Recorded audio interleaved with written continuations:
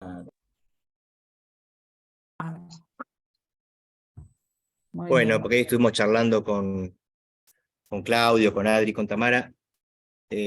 La próxima reunión, la de agosto, que sería el sábado 26, volvemos a los cuartos sábados.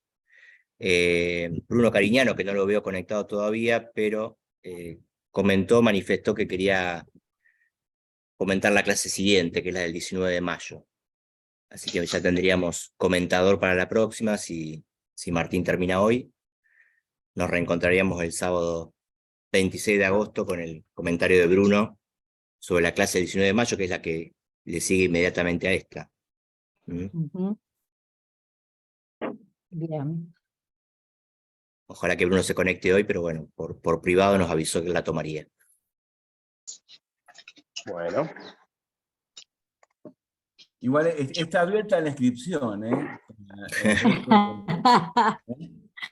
Cualquiera que tenga intención, de ganas y tiempo. Buenas tardes a todos. ¿Qué tal, Silvina? Hola, Hola, sí. Sil, buenas tardes. Hola, ¿cómo andan? ¿Qué tal? ¿Cómo le va? ¿Cómo va, Ari? De verdad, Bien. Claudia, Claris, Alicia, el que tenga ganas de tomar la palabra puede comentar algunas de las clases que viene y nada. Vamos aumentando. Ahí está Bruno, ¿eh? Bruno, ¿qué tal? ¿Cómo estás? En tu ausencia, Hola, buenas. decidimos que vas Hola, a ser el Bruno. próximo comentador. No sé si estás de acuerdo con eso. Perfecto. ¿Estás de acuerdo? Qué bueno, che. Qué bueno. Así, espontáneamente. Para que no te escuché bien, se me corta un poco el audio.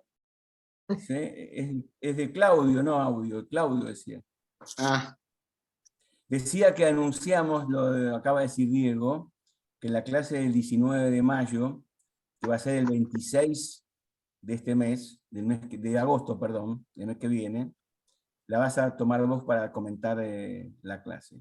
perfecto. Bárbaro.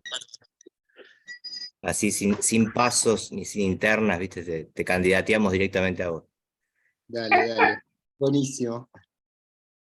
Bueno. Está difícil la segunda parte, Martín, de la clase de hoy. Sí, parece, sí. Estás dando Bueno. ánimo. Martín va a ser fácil o difícil. Por eso, ¿no? La clase que sigue también, ¿eh? Bruno se va a tener que amacar ahí. No entendí varias cosas. O sea, es algo. Bueno. Veamos. ¿Quieren que empecemos o esperamos un ratito más? Y cuarto empezamos siempre. Como digo, por si Sí. quieren llamar a alguien más. Me parece que está bien empezar el cuarto, así la gente también sabe que al cuarto empezamos. Sí, sí. Sí. Empiezo entonces, son y cuarto. Dale. Igual. Minutos. Perfecto. Sí, puedes Sí, empezar. perfecto. Siempre arranca. Bueno. Vamos a ver. Callamos los micrófonos para darle más. Sí, nos silenciamos, sí. ¿Nos silenciamos, Martín? Dale. Bueno, retomo un poquito desde donde habíamos dejado la vez pasada. ¿Se acuerdan que habíamos conversado respecto de la antinomia que plantea Lacan en esta clase? La cosa era más o menos así, que el analista debe ser el sujeto supuesto saber, porque sin esa suposición no hay análisis posible, la cosa parece que ni comienza ni se sostiene, pero que al mismo tiempo no puede serlo, no es sencillamente eso, veíamos eso. Y veíamos también que lo excluye en acto de ese lugar es la constitución del sujeto del inconsciente, que es un sujeto que se instituye como tal en relación a una falta de y en el saber. En relación a un no saber radical, veíamos por un lado, en el sentido de lo verborgen, de lo rechazado, que es a la vez un no querer saber, en el sentido de la represión, de los verdrängt. De ese significante, entonces, del que no se puede saber, lo imposible, me parece que queda jugado de ese lado, nada se quiere saber, en el sentido de la represión.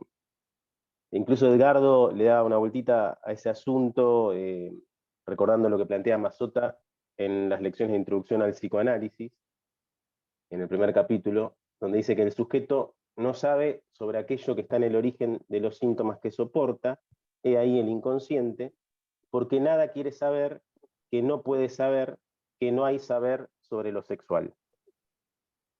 Ahora quería retomar desde ese C en el que se detiene Lacan, el de el sujeto se instituye de un significante rechazado del que nada se quiere saber, que es un C que indica al sujeto y que se presenta bajo una forma extraña, una forma gramatical, que parece hallarse entre la voz pasiva refleja y el impersonal. Y dice así, ¿cuál es ese C? Lo que Freud nos designa es la subsistencia, subsistence, del sujeto de un no saber. Para nosotros el asunto consiste en elaborar un estatuto tal para ese sujeto que no nos veamos forzados a darle una sustancia, substance, a creer, como los junguianos, que ese sujeto es Dios. De esto digo dos cositas. En primer lugar, que me suena ambigua esta formulación de la subsistencia del sujeto de un no saber. Me preguntaba qué es lo que subsiste ahí, si el sujeto o el no saber en relación al cual se constituye el sujeto, o las dos cosas. En todo caso, me parece que se trata de una subsistence, como dice Lacan, sin substance. Me parece que está jugando ahí con los dos términos. Lo que subsiste o insiste en la constitución del sujeto es el significante faltante, decíamos el sexo, la muerte, que es una falta que desbarata cualquier idea o creencia sustancial, ontológica, que uno se puede hacer del sujeto. Por otra parte, pensaba respecto de esto, si acaso decir que el sujeto del inconsciente no es Dios, como dice acá Lacan, no equivale a decir que no es el sujeto supuesto saber. Pero otra vez me encuentro con la antinomia, ¿no? Sin serlo, no puede constituirse en análisis sin el sujeto supuesto saber. Se me ocurría parafrasear una remanida cita de Lacan, que el otro día creo que la recordaba Claudio en la charla que dio. Diría que el sujeto se instituye como sujeto destituyéndose, prescindiendo del sujeto supuesto saber a condición de haberse servido de él. Alienación, separación. Bien, antes de pasar a la cuestión del sofista, quería mencionar un punto importante que me había quedado pendiente la vez pasada, referido a las dos condiciones que para Lacan definen a la articulación significante, que son la alternancia y la imparidad. Lacan llega medio así al asunto. Dice, si a partir de la articulación del saber newtoniano, que es la ley de gravitación universal, el cielo estrellado se ha vaciado del sujeto divino puro y supremo, ese Dios newtoniano, ¿qué nos queda entonces por leer en el cielo? ¿Qué señales podríamos recibir del espacio exterior que pudiéramos leer como indicios de un sujeto? Esa es la pregunta.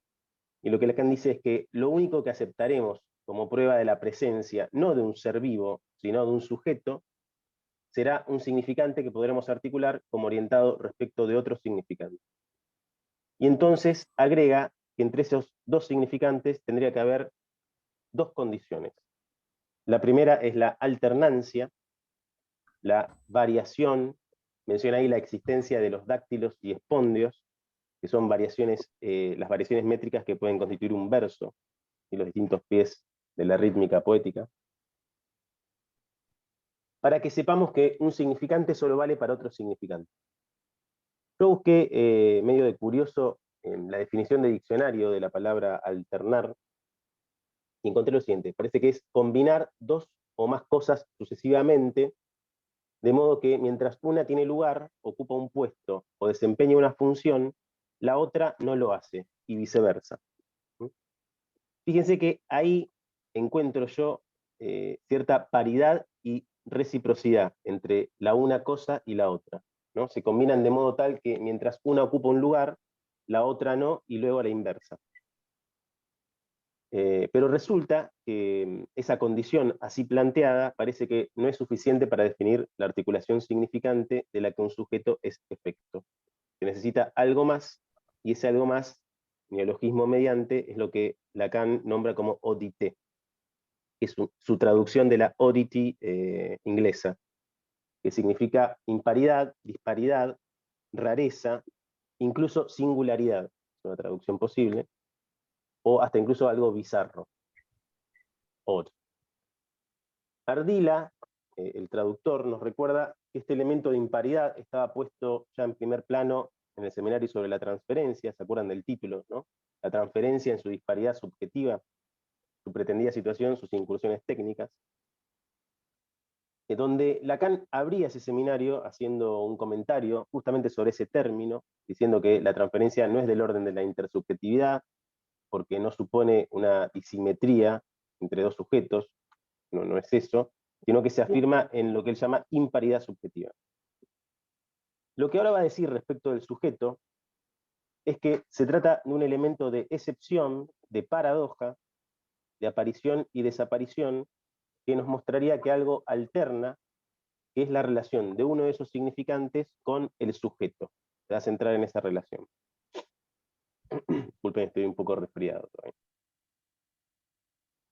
Me llamó la atención lo mucho que insiste Lacan en esta clase, algo de eso conversamos la vez pasada, con el término singularidad, que como les decía, es también una traducción posible de la palabra oddity.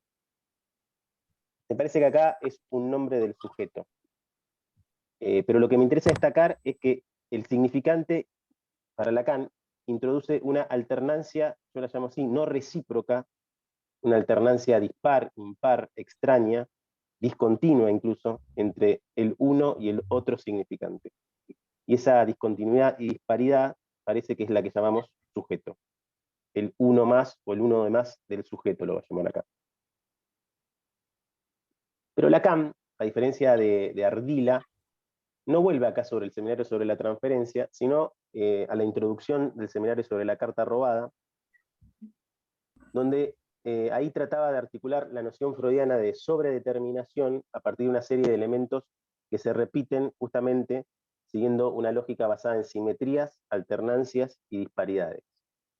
Yo les confieso que la verdad nunca entendí muy bien esa elaboración de Lacan, pero lo que en esta clase plantea es que se descubre una sintaxis análoga a la que él había articulado en aquella ocasión, en una sucesión de signos, nos aseguraría que se trata ahí, en efecto, de un sujeto. Bien, ahora sí, si les parece, me voy a detener un poco en la referencia al sofista. Me tomé el trabajo de leer el texto de Platón, y debo decir que me interesaron varias cosas. En primer lugar, el modo en que están situadas las condiciones del diálogo, la hospitalidad con la que es recibido el extranjero, el que viene de Elea, de la tierra de Zenón y Parménides, y cómo se le supone un saber respecto del asunto a tratar, que es qué sería el sofista, cómo definir al sofista.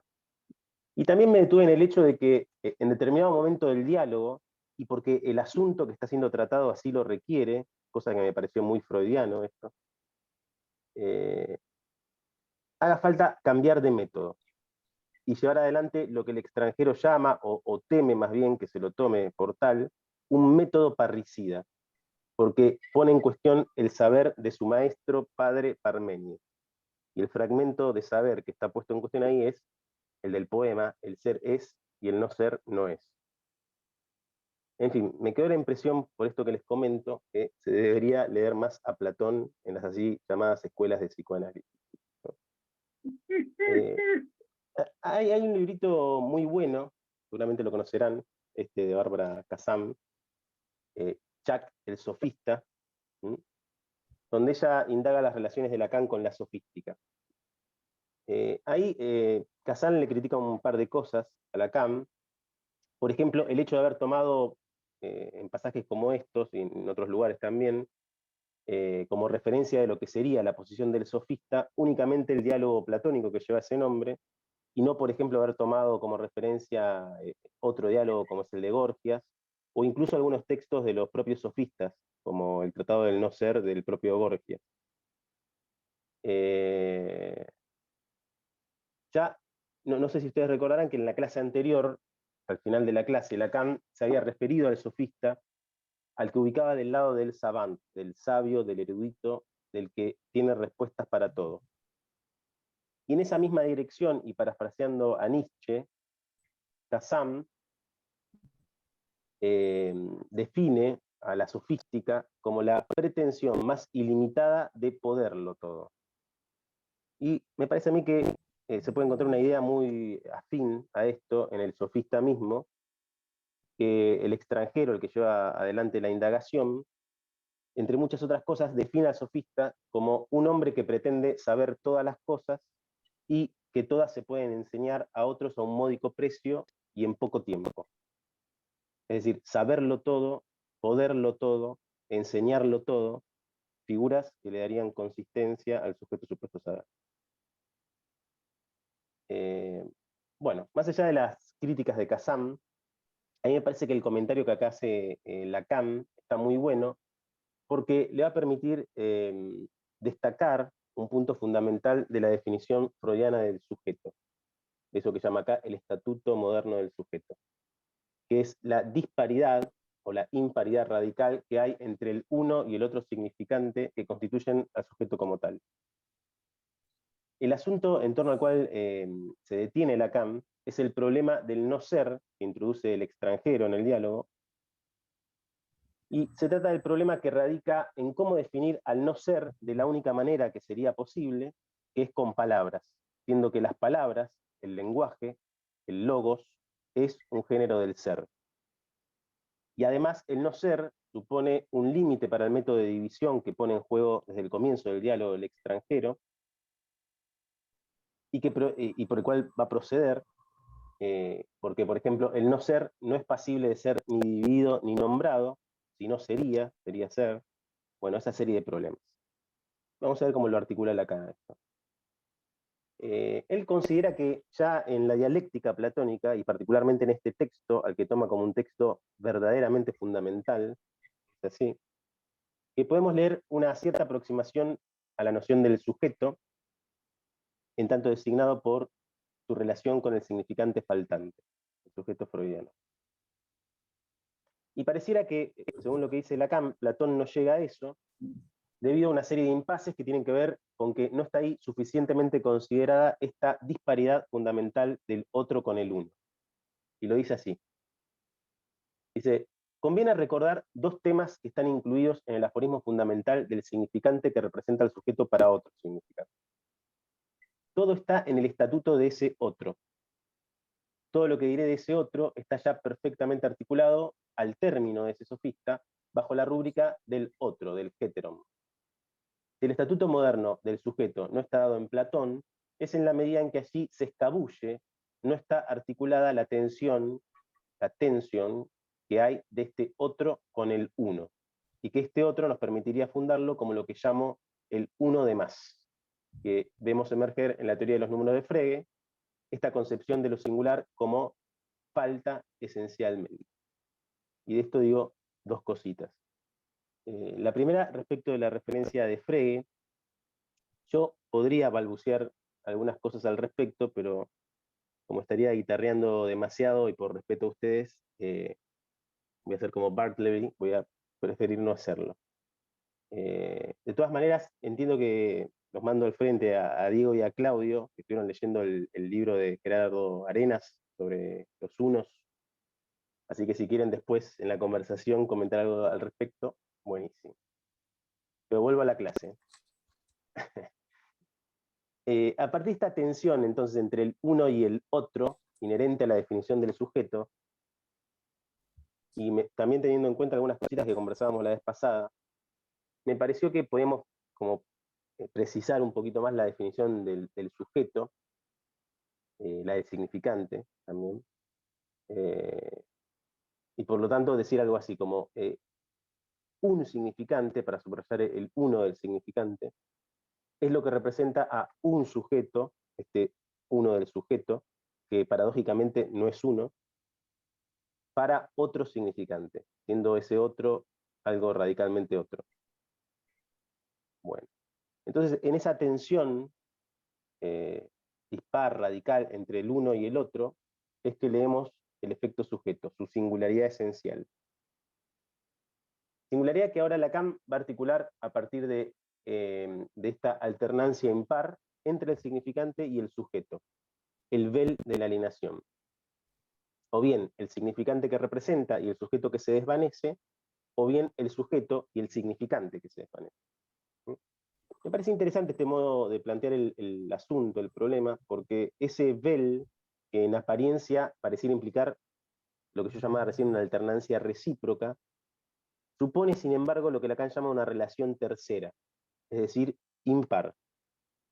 ¿Por qué? Porque está el significante, está el sujeto, y la función del o bien, que es la función del losange, que me parece a mí justamente arruina la reciprocidad entre esos dos elementos, introduciendo lo que Lacan llama acá la odité, la singular disparidad y extrañeza entre ellos. Lo que dice Lacan a continuación de esto, respecto a esta singularidad esencial, prefiero saltearlo momentáneamente para retomarlo al final, porque me parece que introduce bueno, una cuestión que la esbozamos también en la conversación de la vez pasada, respecto a la posición del analista, que como retorna al final, prefiero retomarlo más adelante. Espero acordar. Bueno,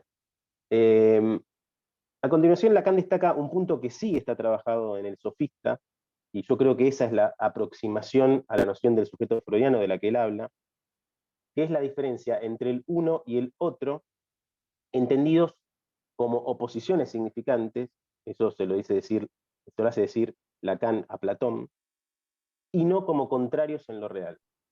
Esta dimensión de lo contrario es la que está puesta en cuestión en el diálogo. Y Lacan lo dice así.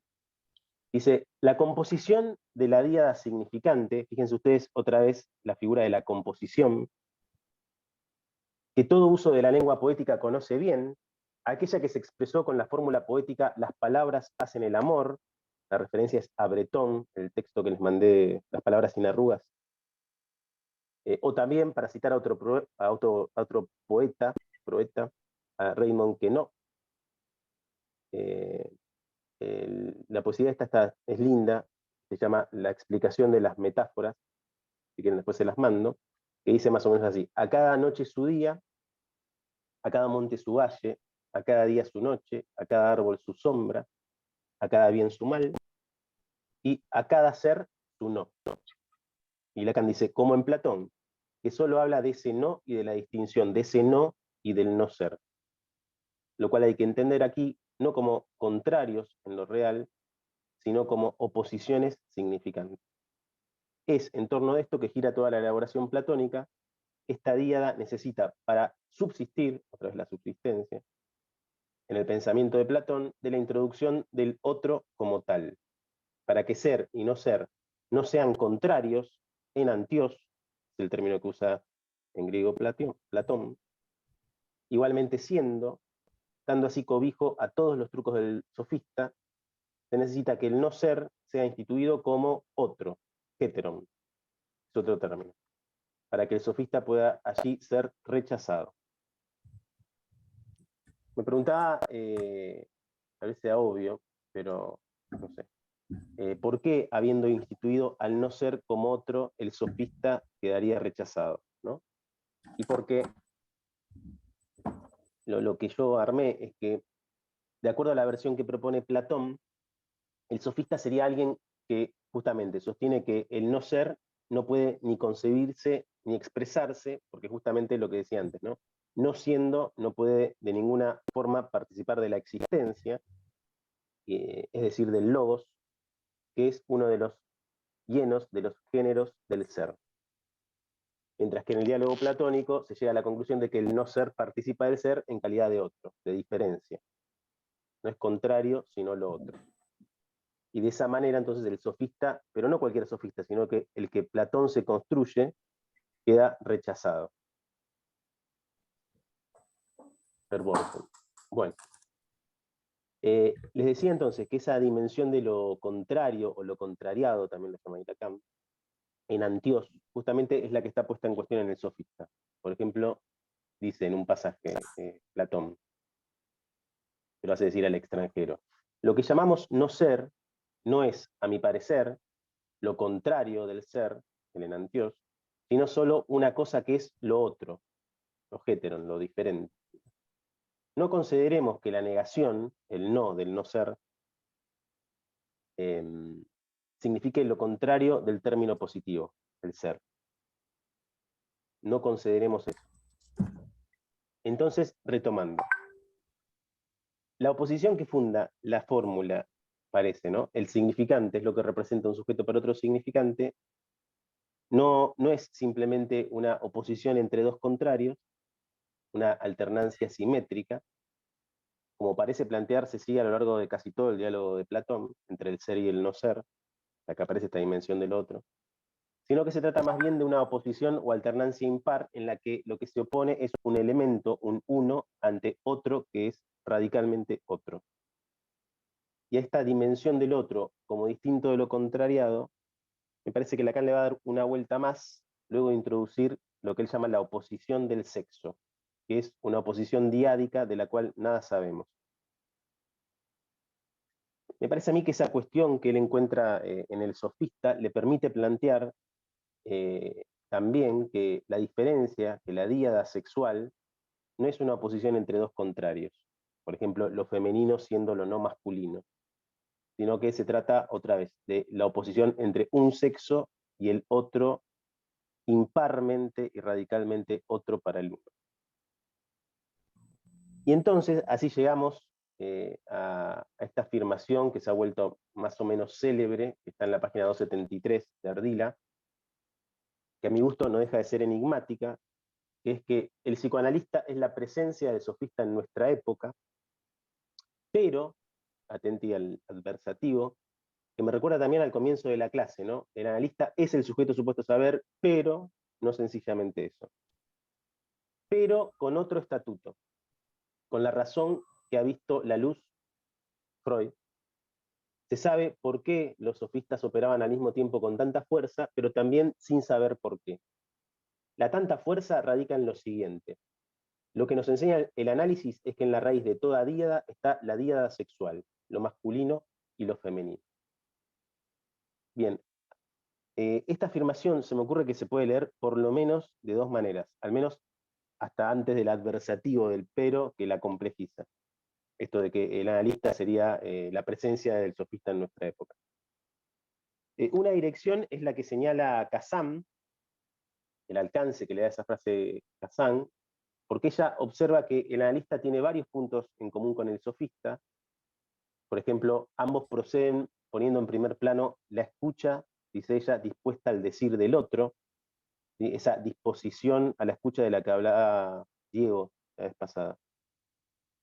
Y que en ambos casos se trata de una escucha atenta a dos cosas, a la performance y al equívoco.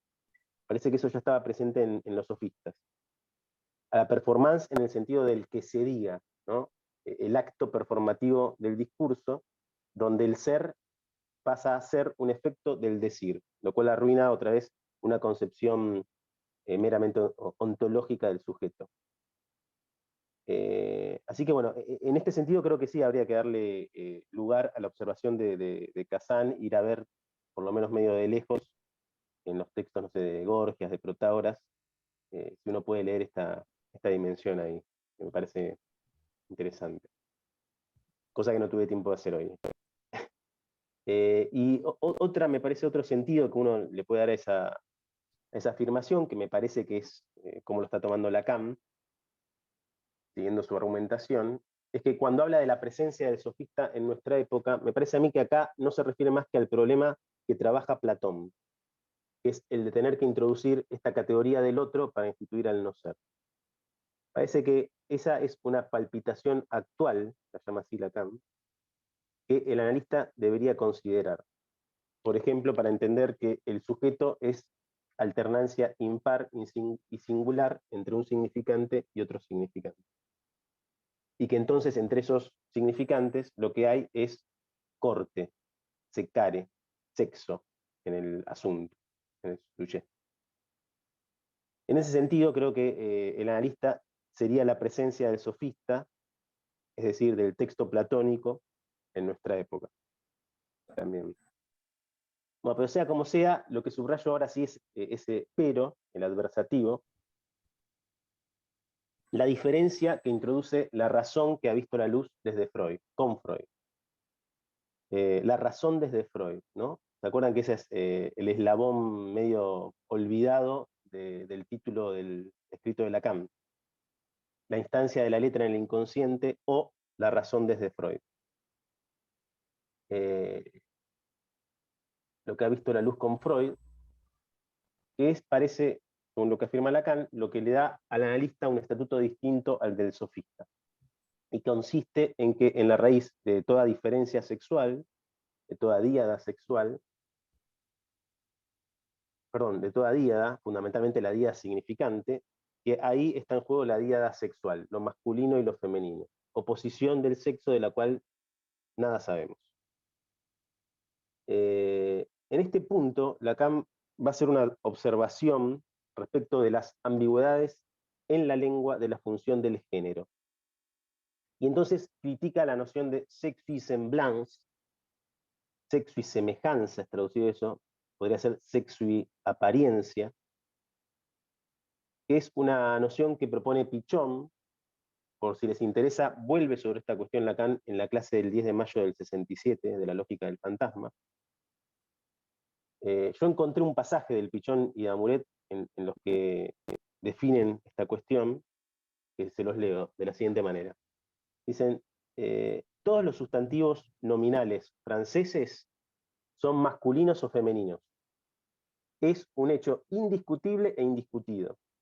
La imaginación nacional ha llegado al grado de no concebir sustancias nominales si no contienen en sí mismas una analogía con uno u otro de los sexos. Así, esta sexo y semejanza llega a ser un modo de clasificación general de tales sustancias. Tiene un papel perpetuo en el habla y por lo tanto en el pensamiento de cada francés. Es evidente que esta distribución no tiene carácter puramente intelectual, tiene algo de afectivo. La sexo y semejanza es tan netamente una comparación con el sexo que los vocablos franceses femeninos llegan a no poder ser comparados figurativamente más que con mujeres. La distribución por sexo y semejanza es el modo de expresión de la personificación de las cosas. Bien, yo lo que no entiendo es por qué Lacan, supongo sí que de manera un tanto irónica, dice que él prefiere hablar de sexo y latencia, ¿no? Lo que conjeturo es que debe ser para destacar que en esas diferencias de género, en definitiva son, no sé, diferencias gramaticales, lo que queda latente es que ellas son correlativas a la oposición significante, y que esa oposición no pasa por ninguna semejanza imaginativa, como parece plantearlo Pichon, sino que solo tienen como fundamento radical esta oposición del sexo de la que no sabemos nada. Y acá se me arman una serie de preguntas. Por ejemplo, ¿qué quiere decir que la oposición significante tiene como fundamento la oposición del sexo? Si es que una oposición se desprende de la otra, si acaso habría diferencia sexual por fuera del campo del sujeto, lo cual, no sé, o si el sujeto es una suerte de superestructura de la diferencia sexual, o, más bien, como lo leo, no habría que decir, iba a decir por el contrario, mejor, digamos, de otra manera, tal vez en una simultaneidad contradictoria, que la oposición del sexo encuentra su fundamento en la oposición significante, ¿no? También, tal vez. En todo caso, me parece que esa distinción singular entre el uno y el otro, que según venimos viendo, es una oposición significante inherente a la constitución del sujeto, es lo que lo constituye como tal, y a la fórmula. Ahora, Lacan va a leer ahí mismo la diferencia sexual, la oposición del sexo. En ese sentido se me ocurrió que, hablando del vel de la alienación, podríamos reformularlo, de la siguiente manera. O bien un sexo y el otro que se desvanece, que se eclipsa, o bien el otro y el uno que se desvanece, ¿no? Ese sería el desencuentro trágico. Bueno, quería detenerme un minutito en la referencia que sigue a Freud. Porque Lacan dice, bueno, esto lo articula Freud mismo y en muchos textos, dándonos metáforas de la oposición masculino-femenino, activo-pasivo, ver ser visto, etc. Pero dice, lo masculino y lo femenino no sabemos qué es. Y Freud lo reconoce y lo afirma. Me pareció interesante que Lacan destaque esto porque me parece que hay colegas en nuestra comunidad que han hecho escuela desconociendo tendenciosamente esta afirmación que Lacan encuentra en Freud. Me sorprendió por otra parte que es cierto, son muchos los lugares en los que Freud afirma esto, no sé, Malestar en la cultura, 3 ensayos, bueno, etcétera. Pero quería tomar una cita del comienzo de la conferencia de la feminidad, donde aparece casi así, tal cual, la cuestión. Aparece un poquito largo, pero bueno. Dice así Freud. Masculino y femenino es la primera diferencia que ustedes hacen cuando se encuentran con otro ser humano, y están habituados a establecerla con resuelta certidumbre. La ciencia anatómica comparte esa certidumbre en un punto, pero no mucho más. Aquello que constituye la masculinidad o la feminidad es un carácter desconocido que la anatomía no puede aprender. ¿Podrá hacerlo la psicología o el psicoanálisis? Estamos habituados a usar masculino y femenino también como cualidades anímicas, y de igual modo hemos transferido el punto de vista de la bisexualidad, que en principio es de la ciencia anatómica, a la vida anímica. Decimos entonces que un ser humano, sea macho o hembra, se comporta en este punto masculina y en este otro femeninamente. Pero pronto verán ustedes que lo hacemos por mera docilidad a la anatomía y a la convención. No es posible dar ningún contenido nuevo a los conceptos de masculino y femenino. Ese distingo no es psicológico. Cuando ustedes dicen masculino, por regla general piensan en activo y en pasivo cuando dicen femenino. Y luego agrega esto. También en el campo de la vida sexual humana, notarán enseguida cuán insuficiente es hacer corresponder conducta masculina con actividad y femenina con pasividad. Las mujeres pueden desplegar gran actividad en diversas direcciones y los varones no pueden convivir con sus iguales si no desarrollan un alto grado de docilidad pasiva. Y entonces Freud termina desaconsejándonos hacer coincidir activo con masculino y pasivo con femenino. Dice, me parece inadecuado y no aporta ningún discernimiento nuevo. Bueno, no sé si eso lo tenía muy fresco, pero valía la pena, me parece, traerlo. Bueno, después de esto tenemos una preguntita que se hace Lacan en relación al saber inconsciente, en la que vuelve a aparecer esa tensión que tantos problemas nos viene causando entre el significante verworfen y el verdrängt, ¿no? Como, otra vez, inherentes a la constitución del sujeto. Dice, ¿qué es lo que hay en el saber, el que es capaz, eso está en la página 273, el que es capaz de dar cuenta de sí mismo, me parece raro como lo dice ahí, el saber que sabe articular el sujeto, no hay otro que le dé su estatuto a lo inconsciente, que nada quiere decir fuera de esta perspectiva, como para que al acercársele funcione y de una manera unilateral, en el sentido del puro eclipse, de la desaparición del significante, ahí tenemos de vuelta el Bell,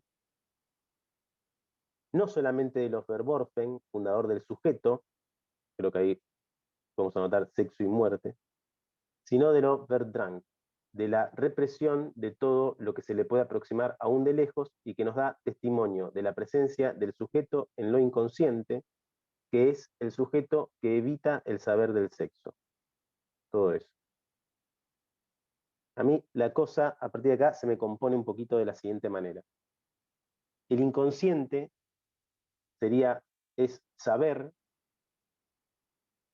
articulación significante, que al acercársele se desvanece, se eclipsa en una alternancia dispar entre dos direcciones.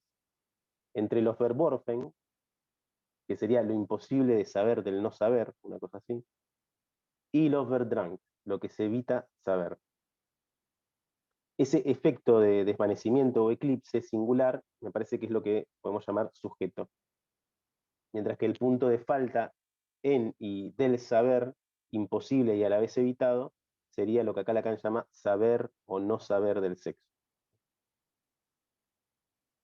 Bueno, a propósito del sexo, tenemos la sorpresa de Lacan al haber descubierto que no hay palabra en griego para designarlo. Se sorprende varias veces Lacan con esto. Por ejemplo, en la clase del 11 de febrero del 70 vuelve a subrayar esta cuestión. Parece que hay dos palabritas que un infortunado al que él le consulta, le propone, alguien que habla la lengua griega, parece, que le propone en lugar de esa que falta, y que por lo tanto son dos palabritas que dicen mal el sexo, como podría no maldecirse. Una es, no sé cómo se pronuncia, si es genos o llenos, yo lo voy a pronunciar llenos, porque me gusta más, nada más que eso, que es género. En la clase que les mencioné del reverso del psicoanálisis recién, Lacan propone como traducción reproducción para llenos. No sé si es muy correcta esa traducción, pero bueno. Y la otra palabrita es physis, naturaleza, la que encuentra en Aristóteles. Yo encontré no sé si se trata de un lapsus calami, escritura, en la versión de Staferla, me causó risa justamente, porque Staferla en lugar de llenos escribe hielos, que ya no significa género, es una letra la diferencia, sino que significa risa o reír, hielos, perdón, ahí está el equívoco, al menos por lo que encontré. Y justamente me causó risa la rata porque me sorprendió el hecho de que en griego, si fuera así, haya tan solo un pasito entre la risa y el género, entre el género y la risa. Un pasito que, como decía Claudio el otro día, respecto de la letra, puede ser un mundo, esa diferencia entre lambda y nu, entre esas dos letras. Pero eso, no sé, me parece que me causó risa que el género esté, al menos en la lengua griega, muy cerquita de la risa, llenos de hielos. Por otra parte, pensaba que el llenos no es ajeno al sofista, justamente en el pasaje que precede inmediatamente a la resolución del asunto del no ser como otro, el extranjero introduce lo que él llama el método dialéctico para proseguir la indagación, y entonces comienza a distinguir una serie justamente de géneros. En principio, el reposo, el movimiento y el ser, para discernir si entre ellos pueden o no unirse o mezclarse. Y lo llama llenos. Bueno, encontré también que hay como numerosísimas discusiones respecto a este pasaje del sofista entre los filósofos, porque muchos se sorprenden de que hable de géneros en lugar de de ideas o de la forma platónica, o que a veces hable indistintamente de las dos cosas en ese pasaje. Bueno, vuelvo a Lacan. Lo que él señala es que justamente esta dimensión del sexo, legible en la tensión entre el uno y el otro significante que constituye al sujeto, es la que aparentemente Platón habría desconocido completamente, aunque Lacan afirma que de todas maneras alguna vislumbre Platón debía tener de esa dimensión. Y acá me parece que vuelve a apoyarse Lacan en el pasajito que le cité hace un ratito del sofista. Dice, puesto que el horror que manifiesta él por la categoría de lo contrariado en Antiós, respecto a las oposiciones que se caracterizan por el sí y el no, son justamente el testimonio de que aquí se aborda un misterio que seguramente es aquel a lo largo del cual convenía pasar, el misterio del sexo, del que nada sabemos. Y así es como Lacan nos lleva al terreno de la investigación científica, planteando que la ciencia nos enseña algo más sobre el sexo, aunque, dice, de eso no solemos extraer ninguna consecuencia para el saber del analista. Y es que, por ejemplo, el sexo no tiene en absoluto una relación necesaria, en esta Staferla incluso va más fuerte, dice, no tiene nada que ver con la reproducción. Nada indica que el sexo sea en su origen un mecanismo reproductivo. Y a esta conclusión Lacan llega por dos caminos. En primer lugar, porque hay organismos que se reproducen de una manera asexuada, por ejemplo, muchos protistas, y porque, a esto es a lo que le va a dar bola, en la reproducción sexuada sucede algo esencial, que es el reverso. Acá Lacan dice l'envers, se pronuncia así, pero no dice le contraire, lo contrario, como traduce Ardila. El reverso de la fecundación antes que la fecundación misma. Una meiosis, es decir, una reducción cromosómica, una formidable evacuación, dice en El saber del analista, ¿no, Juan?, previa a la fusión de las gametas, tras la cual puede haber una conjunción, pero no forzosamente una reproducción. Quería hacer una pequeña observación respecto de esta traducción de Ardila, traducir el reverso acá, ¿no?, por lo contrario, que me parece que acá es incorrecta, no tanto por una cuestión, no sé, de precisión semántica, sino por el contexto argumentativo de la clase, donde Lacan justamente está cuestionando el hecho de que se lea la diferencia sexual en términos de relación entre dos contrarios, en términos de enantios.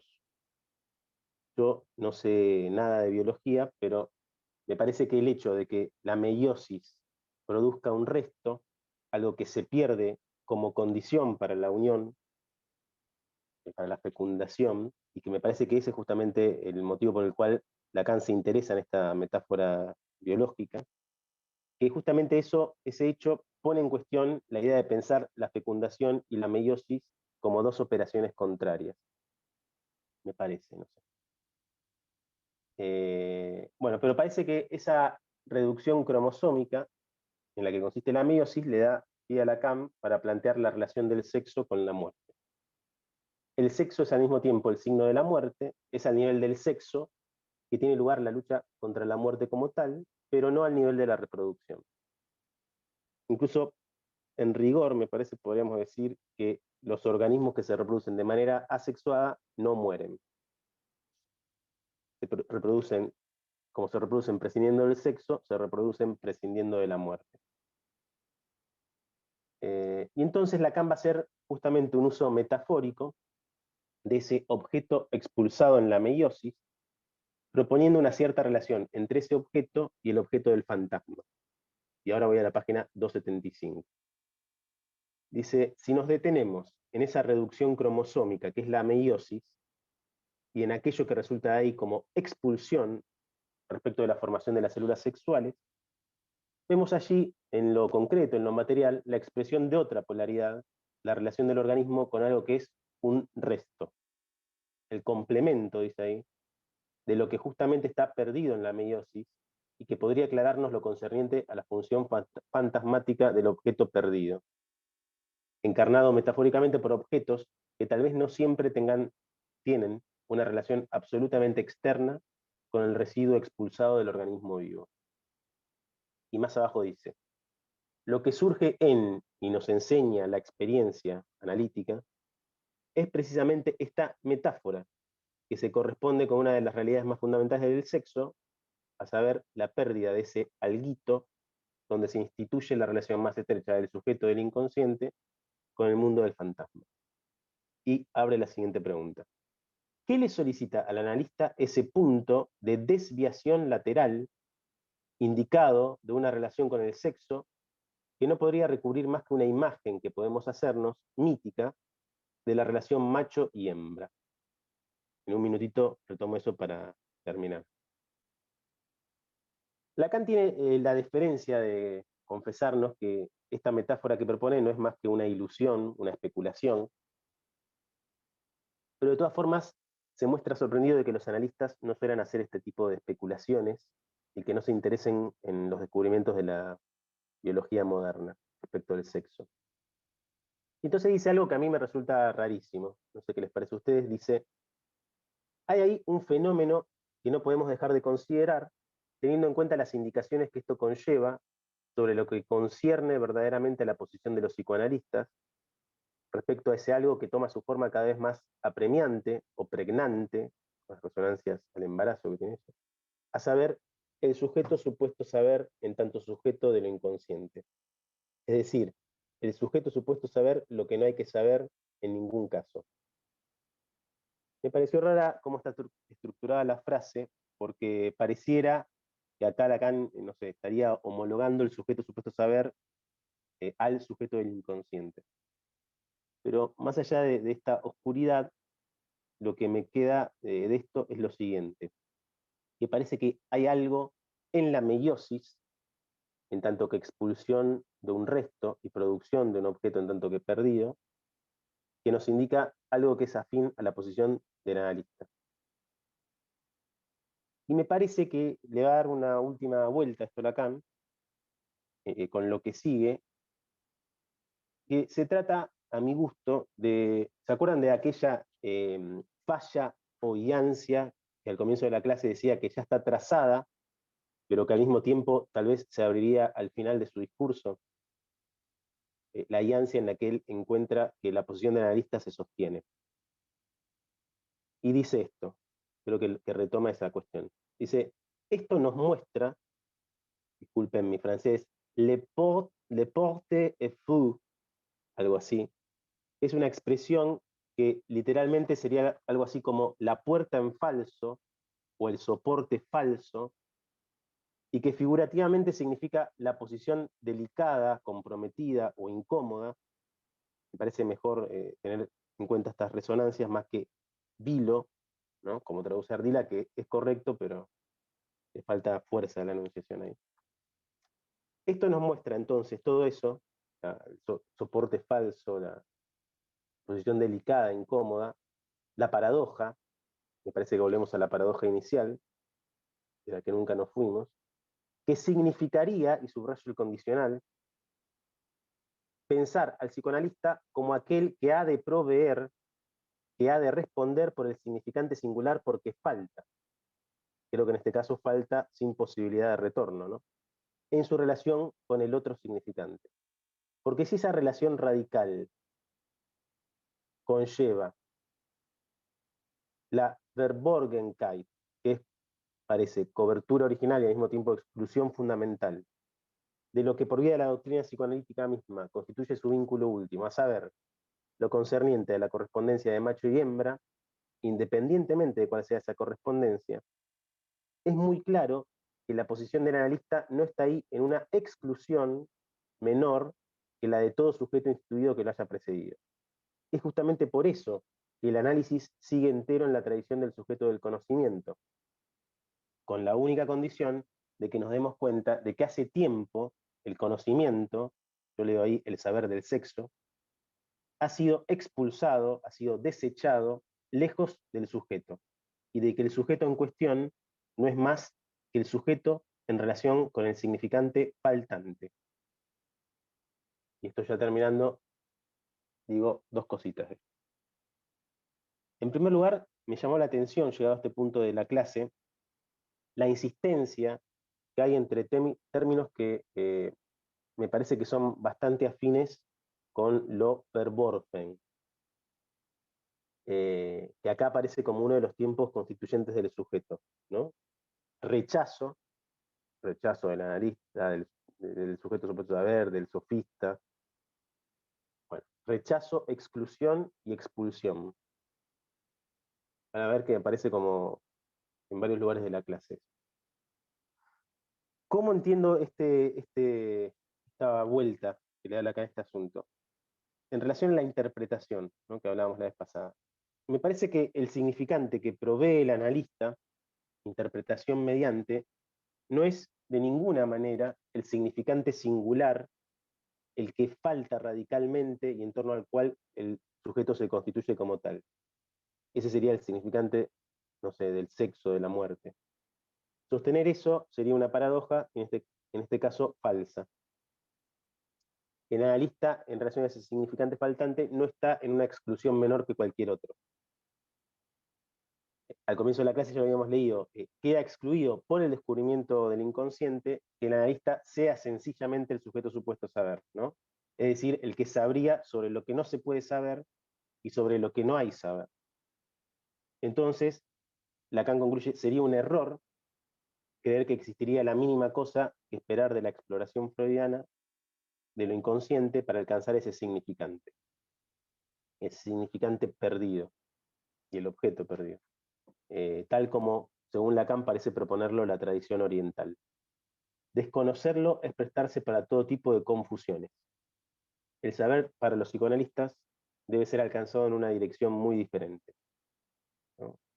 Veamos si conversando en nuestros próximos encuentros podemos alcanzar algo en esa dirección. Pero si me dan un minutito más, quería retomar a partir del condicional que subrayé en esta extensa cita, el significaría, ¿no? La paradoja, la puerta en falso, que significaría pensar que el analista podría restituir ese significante singular. Retomo ese pasaje que dejé en suspenso, luego de que Lacan conciba al sujeto a partir de esa función del uno de más que encuentra en Frege, lo singular como falta, donde dice: tal es la forma, en la página 272, de esa singularidad esencial, que es aquella que le sería requerida al analista, otra vez el condicional, o el modo de un discurso que sería del semblante, que no sería del semblante, perdón.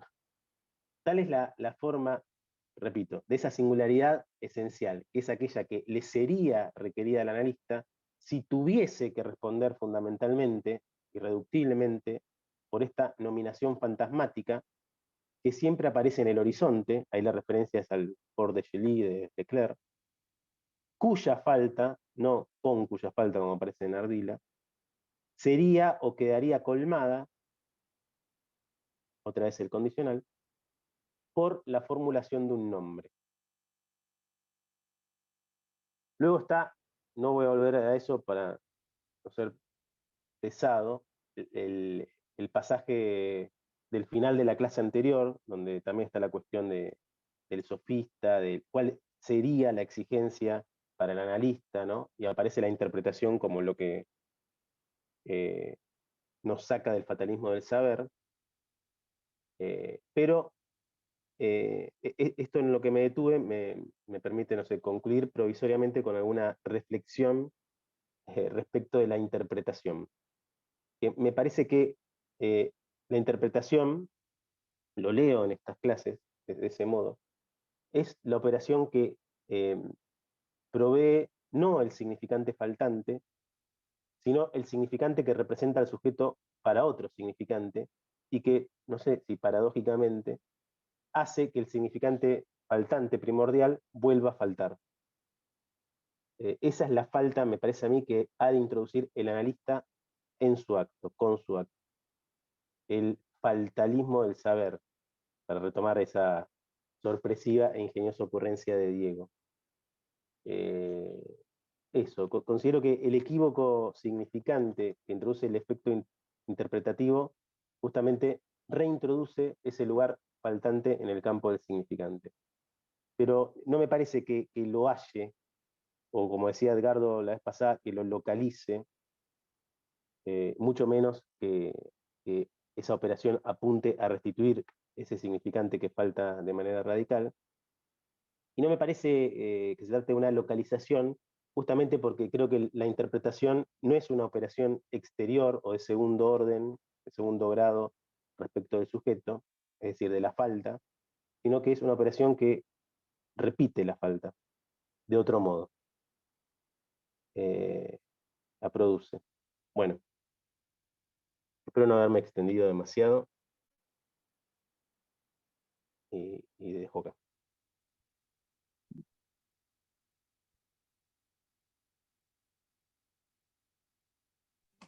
Bueno, gracias, Martín, estuvo muy bueno. Coincido con Silvina que era difícil. Es. Me anoté para leer más cosas. Nunca leí el Tratado del No Ser, así que bueno, abrimos la conversación, si les parece. Sí.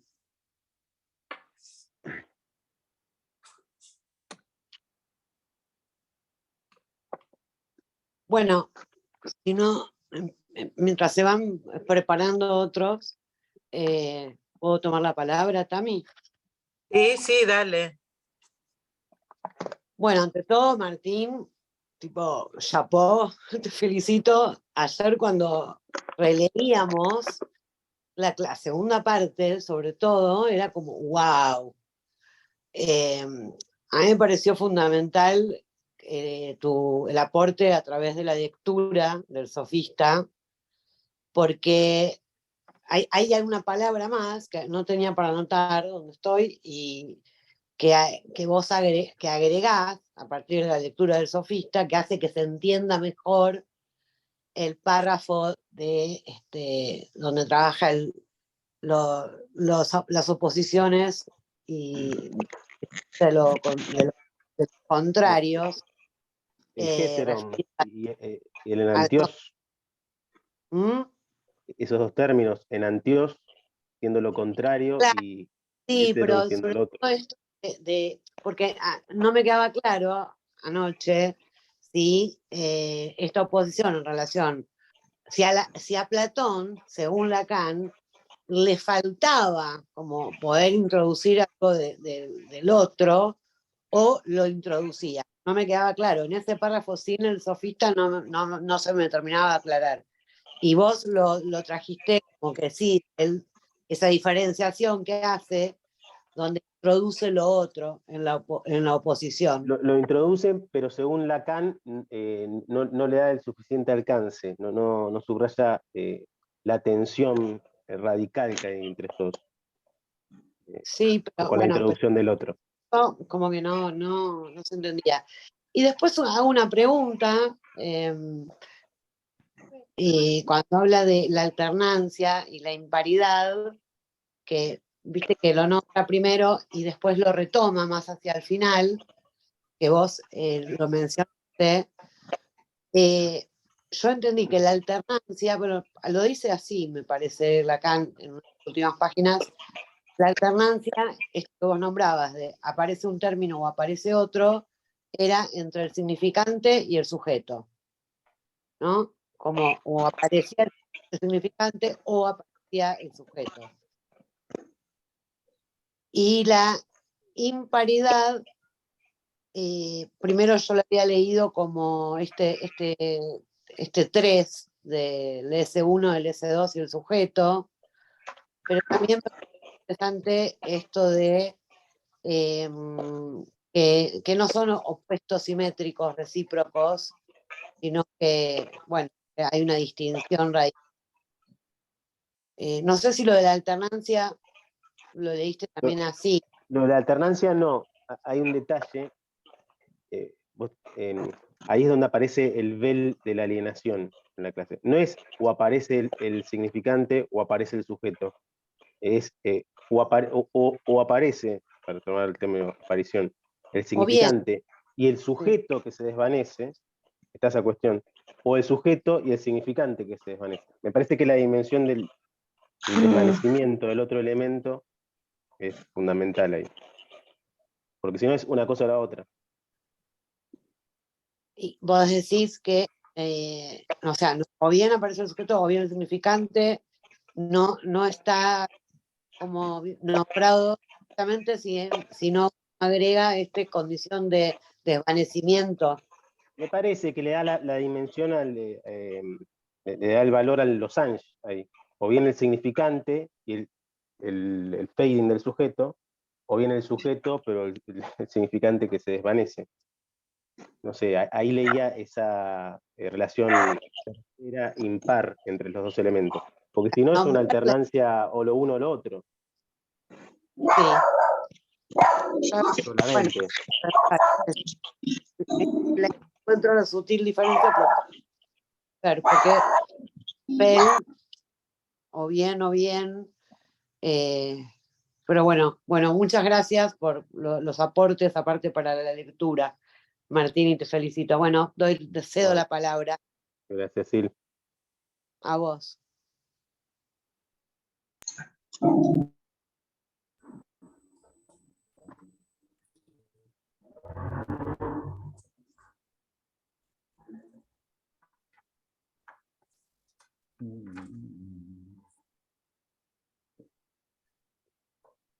Ahí.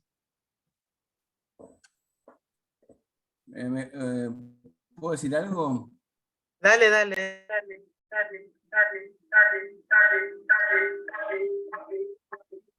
Escucho como un eco. Sí, sí. Recién escuchaba un perro. Estoy tratando Me de parece que es silenciar. el micrófono de Jorge.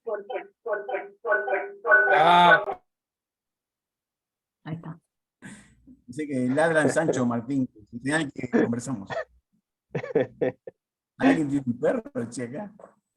No, volví al comienzo de la clase, Martín, A ver, donde se pregunta por el estatuto del psicoanalista, ¿no? sí. Y me pareció muy buena esta clase porque se pregunta por el estatuto del psicoanalista y por el estatuto del sujeto, ¿no? Son las preguntas primeras. Y me pareció que sobre la pregunta del sujeto aparece como en diferencia con el sujeto newtoniano, ¿no? Respecto de Dios, un sujeto que sostiene un sistema, ¿no? Y me parece que eso le permite a Lacan afirmar que respecto del sujeto del psicoanálisis hay una relación del sujeto a la falta, y no es el sujeto que sostiene Dios, el Dios de Newton, ¿no? Porque se ha comparado el descubrimiento freudiano, eso lo hemos charlado, con la teoría newtoniana. Pero me parece que acá Lacan plantea una diferencia muy grande entre el Viste sujeto que de Newton como Dios, empecé por ese lo párrafo. asimila porque a Hegel, sí, ¿no? Al sujeto supremo, que en otro seminario aparece como casi la misma definición de sujeto saber. Creo que en la identificación identifica el sujeto supuesto saber a Dios. Así que ahí hay una cuestión respecto del sujeto freudiano o del psicoanálisis, ¿no?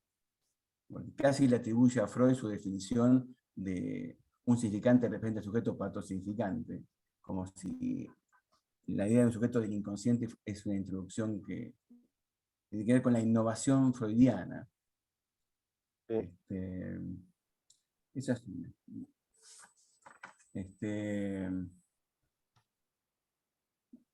Después está el tema de la imparidad. El traductor me parece que opone disparidad, imparidad, a disimetría, y queda como descalificado el término disimetría, cuando en Lacan va a ser muy importante el término disimétrico. La disimetría que es el seminario del acto analítico, la disimetría entre el sujeto y el que sostiene el acto, que es el analista, entre el sujeto analizante, el que hace la tarea y el que sostiene el acto. Lacan sostiene una disimetría, abandona el término disparidad y lo reemplaza justamente por disimetría. Y acá viste que disimetría queda como descalificado en Sí, favor en de el seminario, disparidad. en el seminario de la transferencia también, Claudio. En la primera clase dice, no es una relación solamente disimétrica entre dos sujetos, sino que hay una disparidad subjetiva. De hecho, el título del Claro, bueno, seminario es, lo que pasa es que ya después, en el seminario del acto, ya no es entre dos sujetos la disimetría, bueno, ¿no?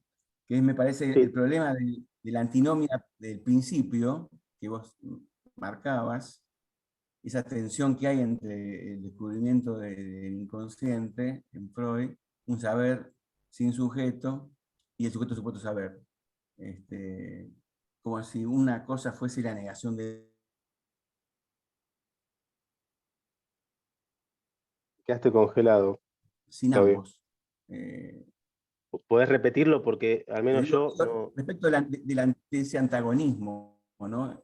Que es un antagonismo fructífero en el interior de un análisis, porque sin la fe en el sujeto supuesto saber, no hay trabajo de análisis, no hay inconsciente como un saber. A mí, la definición de Mazzotta, te cuento que me parece interesante, ¿no? Valiosa, pero en un punto hace ruido eso de que no hay saber. El sujeto no quiere saber de que no hay saber sobre el sexo, pero sin embargo, hay un saber del cual no quiere saber. Y después está la imposibilidad del saber ese. Como ese saber toca lo imposible, ¿no? Como tiene un núcleo de real de lo que no se puede saber, pero lo que nosotros venimos entendiendo es que el sujeto, y también el analista en un punto, no quieren saber nada de ese saber, El horror. de ese otro saber. Hay un horror al saber también, no solamente a esa imposibilidad, sino que hay algo del saber. Eso habría que ver qué relación hay entre el saber del inconsciente y el sexo. Me queda Me como una parece que cuestión, quizás en la clase que va a tomar eso, en la clase siguiente me parece que le da en la siguiente, alguna vuelta a esa. quizás acá no se agote la cuestión, sino que está presentada como un problema que la clase siguiente lo va a retomar, me parece, lo va a desplegar. ¿No? Sí, me Bueno, parece que sí. la otra cuestión es la Sí, lo ontología. retoma Lo que desde ese tipo sí, de saber sujeto sexo. Sexo. Trabaja, digamos, sí. Vuelve mucho en detalle sobre esa cuestión. sobre como Es ese uno de los juego, temas ¿no? fundamentales de la Es un clasificación. juego de exclusiones. Sí, sí. Pero eso es lo que va a comentar Bruno, así que no nos metemos con eso. No, después me acordaba cuando vos leíste lo de la feminidad, hay algo, no sé si es en la feminidad o en la sexualidad femenina, que Freud dice, nosotros no podemos decir que es una mujer o que es lo femenino. El psicoanálisis no se ocupa del ser, de lo femenino, se ocupa de cómo a partir de algo así, no me acuerdo textualmente la cita, de un origen bisexual, deviene. La pregunta es por el devenir de lo femenino. No Por de la lo que es, sino génesis de incluso. cómo deviene. Me parece que la pregunta por el devenir, me parece que es la pregunta freudiana, no por el ser. Tengo esa impresión. Y no, después pensé en la relación entre alternancia y alteridad. Me parece que también alternancia tiene que ver con la alteridad respecto de lo otro. En el sentido que no hay, respecto de esos dos significantes, pensaba en el Fordano, que no hay simetría, como vos señalabas, sino que el otro Pero, significante es radicalmente otro. Y me claro, parece pero que acá, la acá pregunta de Silvina respecto de... mm, que acá No, en la es pregunta de Silvina... otro, Sí, hay delay. A partir de que él dice, bueno, es una alternancia, pero hay que introducir el término, el odité, la imparidad, la disparidad. Ahí hay que introducir la alteridad en esta clase, ¿no? No es solo una alternancia. digo, es otro radicalmente otro. El segundo significante es un radicalmente otro. Sí, me parece que sí. No es un semejante ese otro. No son equivalentes. Y que cuando se desvanece el significante segundo, me parece que arrastra ese desvanecimiento al sujeto. Tengo esa impresión, ¿no?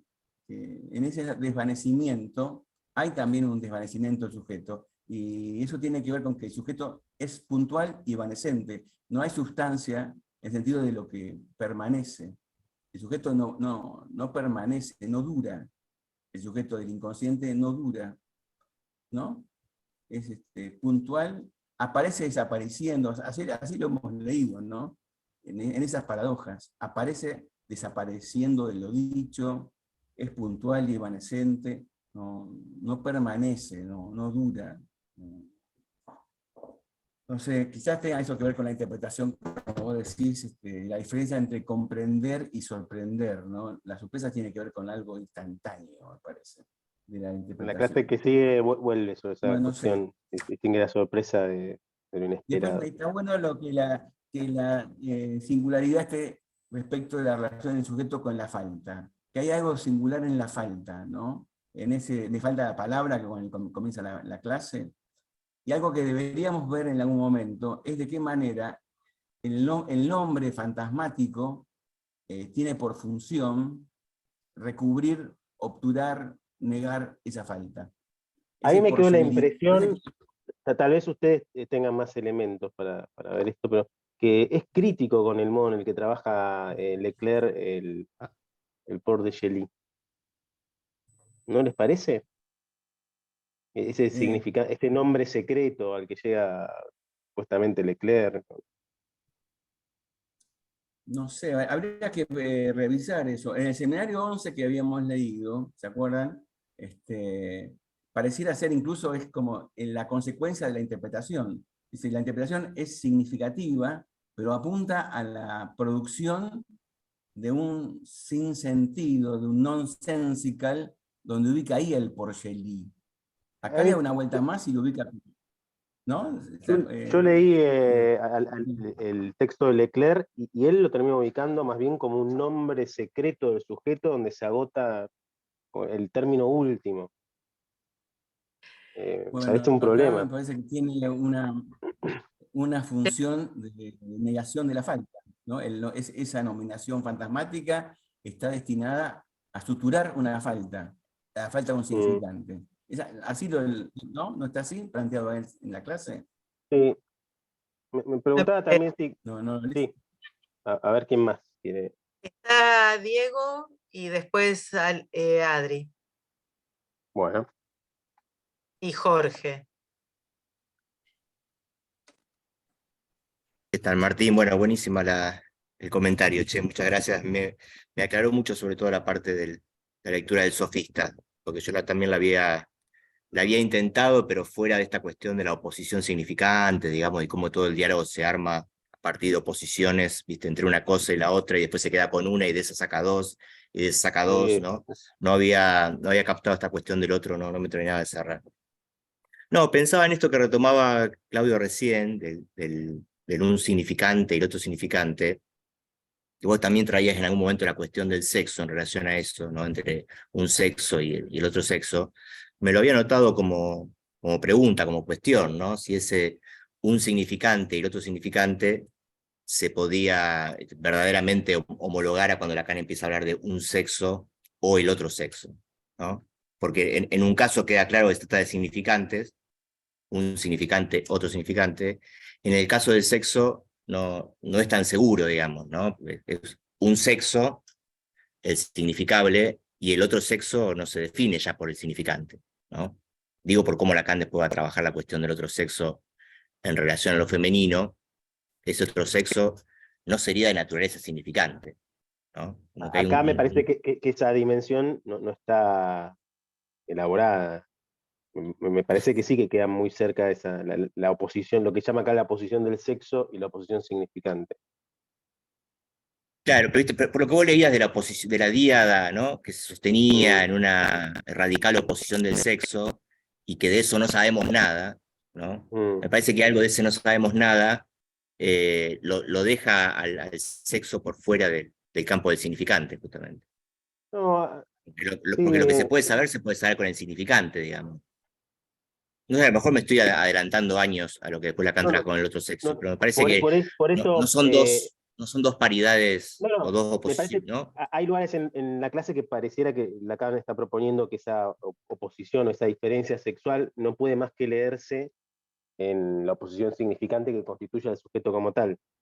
Y en otros Sí. lugares, como en ese, me detuve en un lugar en el que él dice, bueno, la oposición significante encuentra su fundamento en la oposición del sexo. Por Sí, eso, eso me hizo pregunta, como en el sentido de lo que vos decís, pareciera que la oposición del sexo fuera un fundamento, no sé si primero o exterior a la constitución del sujeto. Se podría leer de esa manera, y me parece ujú, un problema. ujú, sí.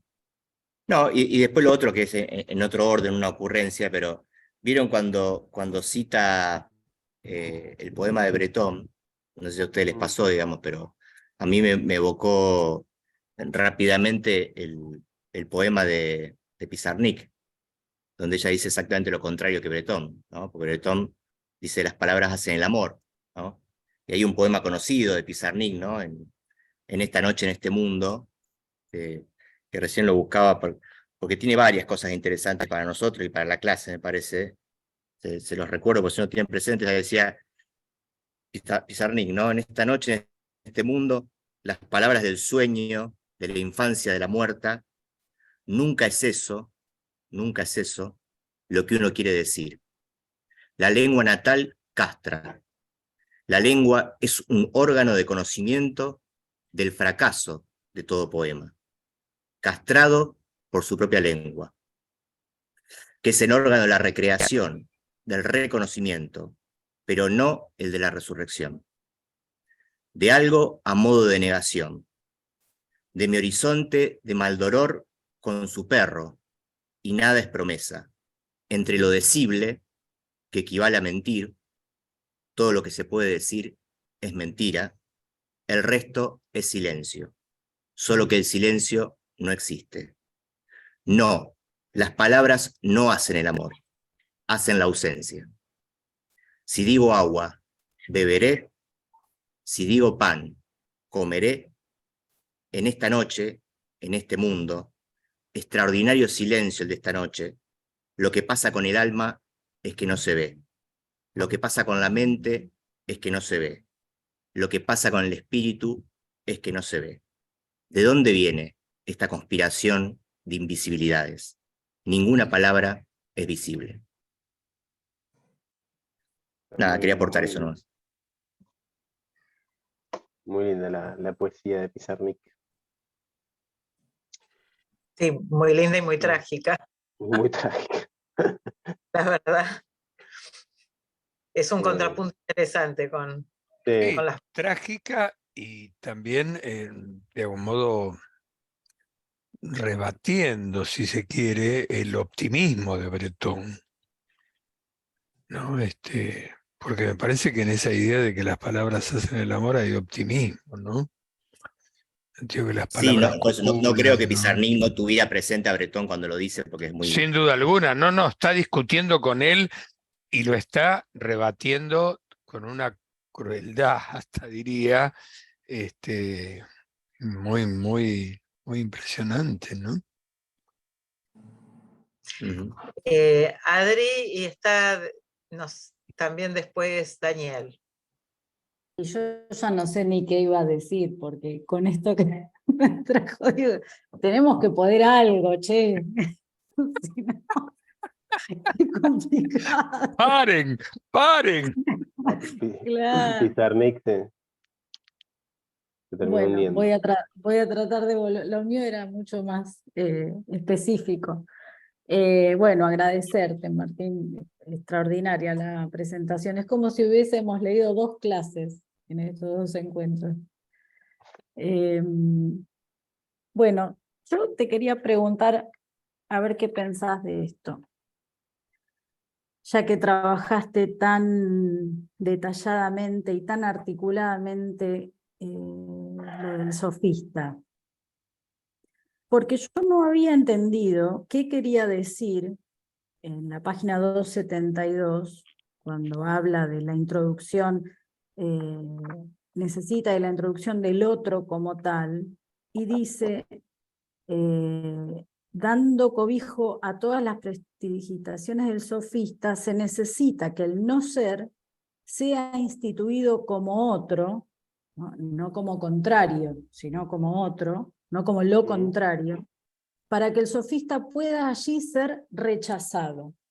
No sé si yo me quedé muy pegada al término significante rechazado, que estaba en la página anterior, no entendí cómo entender rechazado por qué, si rechazado en su función, si... Y después, ahora cuando llegamos al final de la clase, que aterriza por otra parte tan próxima al seminario del acto, debo decir, te pregunto si este modo de decir sobre lo que extrae Lacan sobre la posición del sofista en el diálogo está en relación con el analista mismo queda excluido, ¿no? Del párrafo en el cual, digamos, la posición del analista no está ahí en una exclusión menor que la de todo sujeto instituido que lo haya precedido. Es decir, bueno, esta respuesta al dilema inicial, que entonces yo coincido con lo que vos extraes de que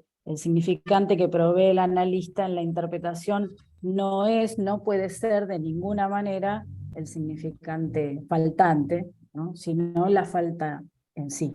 Me parece que está sugerida en la clase, por la insistencia de esos términos rechazo, expulsión, exclusión, esa, no sé si una cierta homología, porque en la clase anterior el sofista quedaba del lado del sujeto supuesto saber, ¿no? Sí. Del que lo sabría todo. Me Mm. parece, pensaba recién la función del condicional ahí, y tal vez no es inherente a la constitución de la transferencia, ¿no? El que lo sabría todo, a condición de no serlo. Eh, Sí. Me parece que sí, que en ese sentido, sí, hay una cierta afinidad entre cómo queda rechazado. A ver, en ese párrafo, por un lado, el sofista queda rechazado en el diálogo de Platón, porque el sofista que Platón se construye sería alguien que sostiene que el no ser no puede ser, porque de ninguna manera, porque no tiene ningún modo de conseguir la existencia, porque queda excluido de uno de los géneros del ser, que es el lenguaje, al menos como yo llegué a verlo. Mientras que Platón logra ubicarlo en relación al ser, lo mezcla con el ser, siempre y cuando sea en calidad de otro. Ese es como medio el juego de... Y de ese modo el sofista que ubica a Platón queda rechazado a partir de esa elaboración. Ahora sí. Después está la pregunta de si el analista no queda caído del supuesto saber cada vez que se efectúa el sujeto, ¿no? No sé, ahí sí más en el sentido del acto analítico. Y sería lo Me pareció, deseable, por lo menos en un modo de pensar la dirección de la cura. me pareció Bueno, que está Sería, gracias. sería, sugerido por la insistencia de esos términos esa cuestión. sería el de ser, es eso. Ujú. Mm, sí. Bueno, Daniel iba a decir algo, me parece.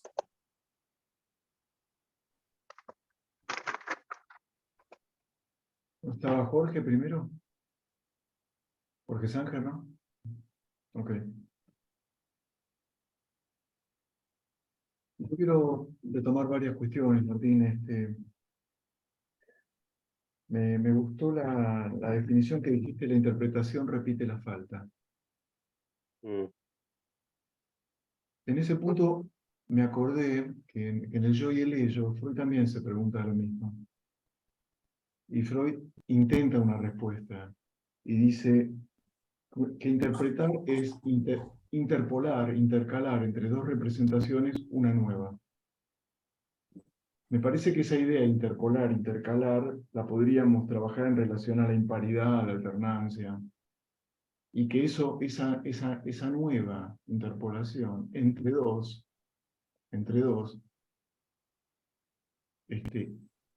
empuja a una deriva para después buscar otro nuevo, ¿se entiende? En una futura próxima interpretación, tal vez, si ocurriera. Quiero decir, pero me parece interesante que hay una tensión entre dos, dice Freud, y ahí hay que interpolar, el analista interpola, según las traducciones. La que yo tengo de Ballesteros dice interpolar. Después los voy a buscar. Una idea similar aparece en construcciones en el análisis, donde la operación de la construcción, lejos de suponer algún tipo de completamiento de la falta, de alguna manera la repite de otro modo, ¿no? Construye algo que es Sí, sí. palestra para... Por eso me parecía muy adecuado cuando dijiste que repite la falta. Me pareció, así que diste en el clavo. Me Bueno, parece que son las palabras que había que encontrar, las encontraste, repite la falta. En este punto me parece muy importante. Después, dos cuestiones más. En la traducción que yo leí dice el sujeto rechaza un cierto punto de saber. Dice, el sujeto rechaza un cierto punto de saber. ¿en qué lugar, Daniel? En esta clase, Sí, sí, pero ¿en qué lugar de la clase? qué sé yo. No, no. Bueno, no importa, no importa. Y termina así, se designa de hacer expreso el no saber. Me resultó rara la traducción. Dice, se designa de hacer expreso el no saber.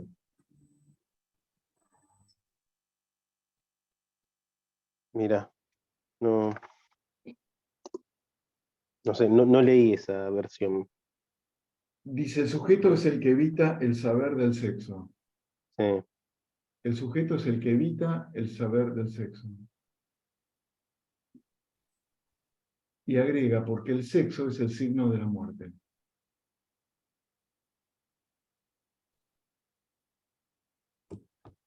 ¿Me equivoqué de clase? Martín. No, son No. términos que están en la clase, pero la versión de la que la leíste es muy distinta. Acá no sé si aparece así como conjugado eso, Ah, pero puede ser. a mí me parecía que en relación a si hay saber o no hay saber, o si no puede saber, no quiere saber, que no puede saber, que no es porque no hay saber.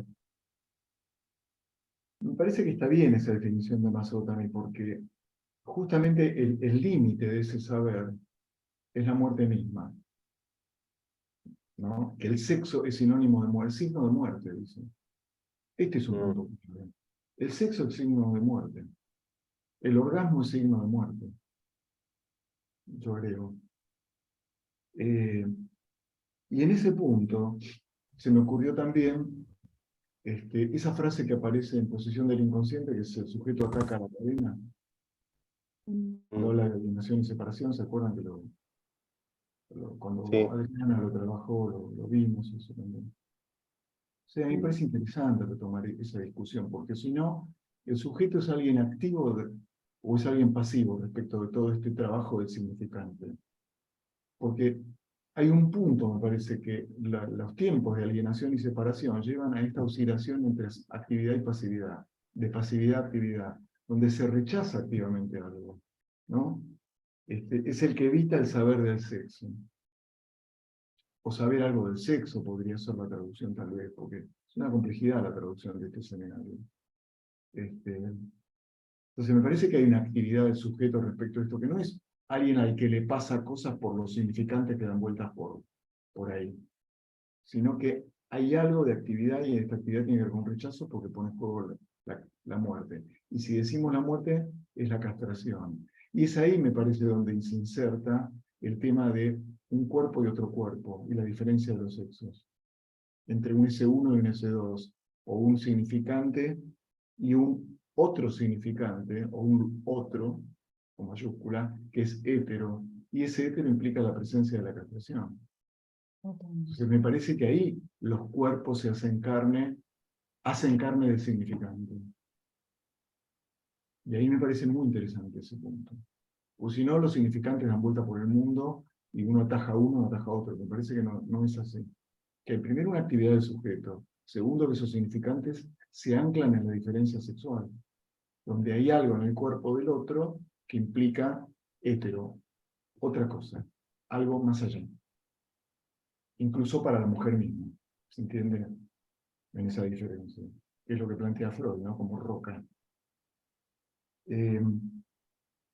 Lo último que quería decir es algo que dije en la presentación de noviembre del año pasado, que tiene que ver con esta frase que tomaste sobre el sujeto supuesto saber y el inconsciente. La encontré, recién la busqué. Ahí yo cité las jornadas de Deauville sobre el pase, que es de 1978, bastante después de este seminario. Y dice, a este inconsciente lo he traducido como sujeto supuesto saber. ¿Se acuerdan? Donde cómo Sí. Bueno, lo que pensábamos en ese momento, yo les decía, era poner en juego al inconsciente, a la transferencia, o sea, al análisis. Que no había otra alternativa más que pensar al inconsciente en el análisis. Pero efectivamente, con todo lo que hemos trabajado, con lo que Claudio trabajó respecto de el sujeto supuesto saber, o lo volvió a mencionar, Dios, como el inconsciente, bueno, se necesita pasar por ahí para que se diga el inconsciente, para ser escuchado. Bueno, Sí. por lo menos ya lo encontramos 2 veces que Lacan dice esto de sujeto supuesto saber homologado Al inconsciente o al inconsciente. sujeto. Me gustó eso, volver a encontrarlo. Me parece que esa vía no me parece la mejor, Daniel, esa manera de homologarlo. Me parece que ese comienzo de la clase donde plantea un antagonismo, me parece que es fructífero, sostener ese antagonismo, porque el sujeto supuesto saber, que a veces Lacan lo asimila a Dios, incluso plantea en el acto analítico, Adriana está ahí metida a full, aparece como justamente una conjunción de elementos, de estos tres elementos que aparecen disjuntos. El descubrimiento de Freud es de un saber sin sujeto, y sin embargo hay un sujeto en juego porque hay un sujeto del inconsciente. Esa es una paradoja. Pero ese saber, incluso lo hemos leído también en el saber del analista esto, ¿no? Es el mismo saber, el saber del inconsciente, que el saber del sujeto supuesto saber.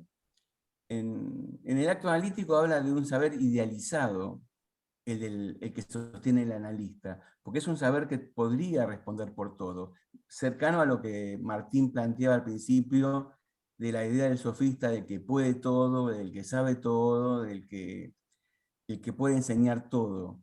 Ese todo es lo que el saber del inconsciente pone en cuestión con la castración.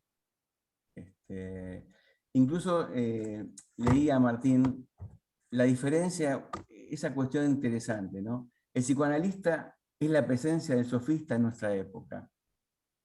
Pero Lacan dice, pero, como vos señalaste, hay un adversativo, pero con otro estatuto, porque Lacan se está preguntando por el estatuto del psicoanalista, el estatuto del sujeto, ¿no? Con la razón que ha surgido, la razón después de Freud, que ha visto luz, digo, en el psicoanálisis, ¿no? Se sabe por qué. Los sofistas operaban al mismo tiempo con tanta fuerza, pero sin saber por qué.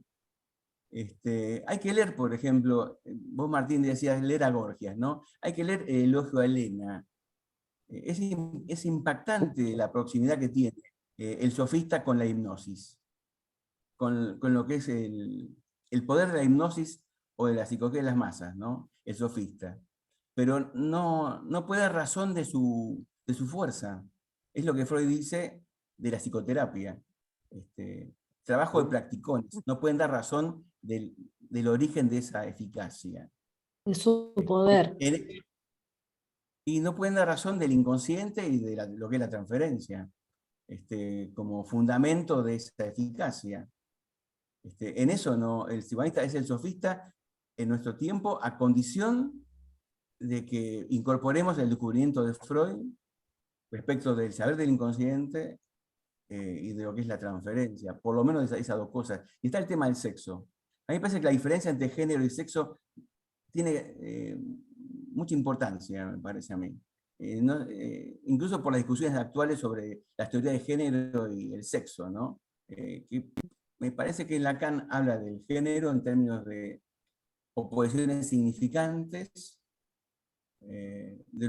incluso de lo que Pillon hablaba de una especie de saber de la lengua, una clasificación de la lengua francesa, y que el sexo en tanto real pasa por otro lado, y habría que ver en qué lugar se conjugan significante y sexo. Eso, ¿no? Me parece que eso habría que... Me parece que en la clase que va a comentar Bruno, esta disyunción entre el sujeto, el saber y el sexo está como jugada. Acá está planteada, pero ahí está más jugada, en el sentido del juego, ¿no? No sé, Bruno, si ya estuviste anticipando lecturas, pero me parece que es lo que viene, y me parece que eso también es lo que se juega en un análisis, ¿no? Respecto de la actividad, Daniel, hay algo del efecto sujeto en la interpretación, en el inconsciente, en el acto, ¿no? ¿Estaba antes? Sí, a mí me parece que activo y pasivo me cuesta pensar la relación entre el sujeto y el significante con esas categorías. Porque No hay el una sujeto en actividad. principio... A mí quiero participar, perdón. A mí me interesó eso que trajo Daniel respecto de que digamos, subrayando lo que trajo Martín, que siempre es un gusto, Martín, escucharte. Es más, hoy estaba particularmente interesado en participar de la reunión porque dije, hoy presenta Martín. O sea, Jorge, esto, me sonrojó. no te estoy sobando el lomo. Esto va a estar bueno. No, que la interpretación repite, ¿no? Coincido sin duda alguna porque me parece que la interpretación, si es eficaz, es porque abre una nueva línea repetitiva, es porque abre una nueva cadena repetitiva. Y también lo que decía recién Claudio y retomó Martín respecto de lo activo y pasivo, a mí me parece que el sujeto no es activo, el sujeto es responsable. ¿Qué quiere decir? Que el sujeto puede responder por la repetición. Respecto de la repetición es interesante, sería interesante abrir toda una discusión cuál es la posición del sujeto respecto de la de la repetición, si es activo o es pasivo, si la sufre o es activo. Lo que yo creo es que es posible el análisis. Podemos constituirnos en analistas en la medida en que de la repetición el sujeto es responsable. Repito, esto es, puede responder por esa repetición. Eso es un punto. Está bien. Y voy a hacer un salto respecto de lo que se habló respecto del sujeto newtoniano. El sujeto newtoniano es un sujeto lector. Después de la revolución que produce Descartes en la filosofía, lo que queda instaurado es que Dios escribe en dos libros, en la Biblia y en la naturaleza. Y en la naturaleza escribe con signos matemáticos. O sea que la naturaleza es legible. Lo que hace Newton, cuando sentado con el mito, ¿no? Que es un mito muy simpático, ¿no? Newton sentado en el árbol, ve caer la manzana, lo que hace es leer eso, pero lo lee partiendo de la premisa de que eso que ocurrió en la naturaleza está escrito en lenguaje matemático. Y entonces es posible hacer descifrado y descubre nada más ni nada menos que la ley de gravitación universal. Partiendo, sin duda alguna, de que la ley de la gravitación universal es así porque así Dios lo quiere. Como decía Descartes, 2 más 2 son 4, porque Dios así lo quiere. Bueno, esas Como dos como dice cositas. Jones al final de su trabajo sobre la fase fálica, que acá lo cita Lacan también. Hombre y mujer, Dios así lo quiso. Exactamente, claro. Es newtoniano ahí Newtoniano. Jones. No Sí. es freudiano, Mm. no. Freud lo que lee no es lo que Dios así lo quiso. Lo que descubre es el inconsciente. Y Dios forma parte del descubrimiento del inconsciente, que es muy diferente a Dios así lo quiso. ¿No? O sea, efectivamente la Porque, teoría freudiana sobre Dios es francamente descomunal. Francamente. Bueno. Tami, ¿qué decías? no, digo, Freud se hubiese preguntado más bien por qué Dios me quiere así, ¿no? ¿Qué quiere de mí? ¿Qué quiere de mí? ¿Qué pretende de mí? Quieren ser estos dioses, este Dios, sí. No sé si había alguien más. Sí, yo o quiero era- decir una cosa más. Dale, Que Daniel. respecto a lo que me decía Martín, me parece que Lacan lo dice más fuerte, Martín, todavía, la relación entre el significante y el sujeto. Cuando en la carta robada dice que el significante de la carta, la letra, feminiza al portador. O sea, no solo lo pasiviza, si querés, lo feminiza. El tema es qué hace uno con eso. Ahí en ese punto tal vez Jorge dio la pista para pensar el tema de la Sí, respuesta. lo que yo te decía es que me resulta, tendría que pensarlo, pero pensar la relación del sujeto al significante en términos de pasivo o activo, me cuesta, me parecen como categorías muy insuficientes, digamos, para pensar esa cuestión. Pensaba, por ejemplo, el sujeto en principio, bueno, lo feminiza, el sujeto es sujeto del significante, aparece desapareciendo, pero en tanto que avasallado por la cadena sujetado a la cadena significante. No sé si eso lo convierte en pasivo, pero también está la cuestión que la posición del analista me parece que supone, recién lo pensaba, a partir de lo que vos decías, un llamado al sujeto. Hay que ver qué responde en su lugar, ¿no? Pero, y que en principio supone, no sé si una destitución no del sujeto, sino del yo. Uy, esperen que vamos a silenciar a Jorge. Ahí va. Está bueno eso que recuerda Martín, ¿eh? Porque lo que Lacan va a plantear en el acto es que la regla fundamental ausenta al sujeto. Plantea justamente de un saber que se autonomiza, ¿no? en la tarea analizante. Y el sujeto está ausente. Pero en algún momento esa ausencia se convierte en sorpresa, en efecto sujeto. Y me parece que ahí habría que introducir lo que Jorge decía, que el sujeto se hace responsable, o se hace sentido de hacerse, ¿no? No estaba, está ausente. Se hace responsable, responde por lo que no sabía.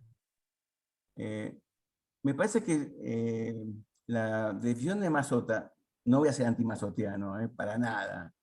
Yo entiendo lo que vos decías, que ahí lo que no está suficientemente señalada es la dimensión, bueno, no quiere saber, que no se puede saber, que no hay saber, pero ¿qué pasa con el saber? No quiere saber que hay otro saber del cual no quiere saber nada. Ese otro saber seguramente se toca con la castración y con la imposibilidad, pero hay otro saber. Freud lo que descubre es una palabra inaudita, un saber no sabido, no sé, hay 1000 definiciones distintas en Lacan, pero siempre hablando de un saber del cual no se quiere saber nada, porque está ligado al deseo, al goce, a la castración, por las razones que no sé. Me parece, decir, ¿no? quizás... Es un tema interesante. Me parece que las clases que vienen van a hablar sobre, incluso en términos del análisis, Tamara, de esta relación de disyunción entre saber, sexo y sujeto. No sé, me parece que está buena esta discusión, volver a recordar lo que ya habíamos atravesado, ¿no? ¿Está bien? Sí, yo quería comentar algo que por ahí es un poco, no sé, a mí se me arma ahora algo que tiene que ver con los principios freudianos, cuando Freud presenta el complejo de Edipo. Si hay algo que ahí propone Freud, es una dificultad en cuanto a la posición con el saber, porque articula el relato de Edipo con el de Hamlet, ¿cierto? Y hay una posición, digo, donde Edipo no sabía y se horroriza en el momento en que descubre algo de eso, y Hamlet sí sabe y tiene horror respecto de lo que sabe, pero digo, hay una imposibilidad en Edipo de haberlo sabido antes.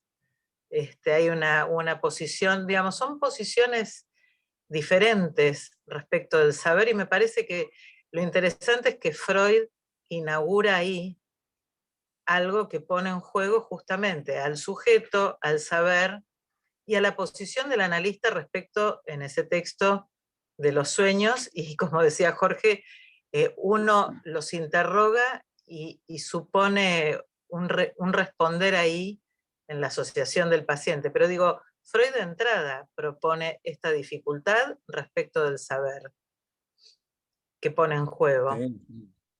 Para Lacan es fundamental eso. Es fundamental, digo, para no olvidarnos que Lacan leía a Freud. Lo decía Daniel, el que mata al padre, ¿no?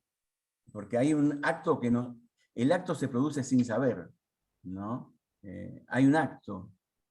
Pero y no solo sin saber, sino tratando de evitar lo que fue enunciado por el oráculo. Claro, huyendo de su destino, se realiza. Eso es muy lo encuentra. Justamente la condición del acto es no saber ahí. Y al contrario de lo que uno podría imaginar, en la Hamlet es como si el saber fuese un obstáculo al acto. Lo es. Totalmente. Digo porque es interesante en relación a la posición del analista y la interpretación o la intervención, ¿no? En principio hacemos algunas intervenciones, después sabemos que si hubo calibre de interpretación ahí. Me gusta, Tal cual. me gusta Incluso que respecto de lo que decía Martín sobre la falta que se repite, me parece que la palabra suplemento vale ahí, añadidura, suplemento, ¿qué suplementa, qué añade? La vez Ese- pasada ese- lo ubicábamos en eso, ¿no? Hablábamos de suplemento de significado. me parece que es un suplemento de falta, ¿no? Decías, Daniel. no, que le gusta mucho que critiquemos a Lacan, porque Lacan 2 veces dijo que el sujeto supuesto saber es el inconsciente. Me encanta que No estoy de acuerdo con Lacan. No estoy de acuerdo nosotros con no estemos de acuerdo en algo con Lacan, me gusta mucho. Eso. Prefiero cuando dice otra cosa, cuando dice que son antagónicos, me gusta más ese mí también. antagonismo, pero y aparte es un antagonismo que no es o bien, es un antagonismo que como trágico, ¿no? Como Tiresias Sí. contra Edipo, es un Sí. antagonismo fructífero ese. Sí. Encontré la frase que dijo Martín la vez pasada, que la escuché, que yo no pude estar, decía que la interpretación es un suplemento de significante interior al significante mismo. ¿No? A mí me Claro. parece que ese punto es clave para repensar también esa frase que yo decía de yo y el ello, ¿no? Que está buena. Tal Lo cual. voy a buscar a esto, Daniel. Sí, dale. Claro, me parece que se opone a complemento, no complementa, sino que suplementa. Bueno, que nadie nos tilde de antilacanianos, pero está bueno. No, al contrario, me parece que ser lacaniano es poder discutir con Lacan también, che. Sí, sí, ¿No? hay que leerlo. Si no, no se puede leer. Bueno, un gusto. Bueno, el Entonces, lugar- Martín, muchas próxima, gracias, Bruno. Martín. Por eso me interesó Gran uno de trabajo. esos lugares del sofista en los que el extranjero se encuentra forzado por el asunto a poner en cuestión el saber del padre. Y dice, bueno, me van a tildar de parricida porque ahora tenemos que poner en cuestión lo que nos enseñó Parménides. El ser ¿Sabes es... que es Derrida quien toma eso que vos tomaste en la hospitalidad? La pregunta del extranjero es parricida, porque cuestiona Sí, la sí, ley sí. de la ciudad. ¿no? Totalmente. Totalmente. ¿Se Sí, acuerdan? me acordaba Era de así, eso. ¿no? Era así, ¿no? Era así. Derrida con la hospitalidad. Toma ese diálogo, ¿eh? Y No me acordaba toma que lo tomaba de ese parricida. diálogo, pero me resonaba Derrida cuando leía estos asuntos. Sí, es la hospitalidad donde lo toma. Me acordé ahora hablando. Bueno, ¿qué tal? Bueno, espectacular. Sí. Muy Bueno, buena no sé. reunión, Martín. Muy agradecidos, ¿eh? Muy bueno. Gracias. Bueno, yo también Muchas con gracias. ustedes. Gracias por el diálogo, la paciencia. Muy No, bueno. Y Muy bueno. La próxima, un Bruno, gusto, che. entonces. Seguimos el Bruno, 26 de agosto con Bruno. Sí, Bruno. sábado 26 de agosto, 2 de la tarde, próxima clase, la siguiente a esta que acabamos de terminar, a cargo de Bruno. Sí. que juega Bruno. buenísimo. ¿Sí? Buenísimo, nos vemos. Hasta la próxima, che. Chau a todos. Hasta la próxima. Hasta la próxima. Un abrazo. Chao, Gracias. chao. Un abrazo grande. Abrazo.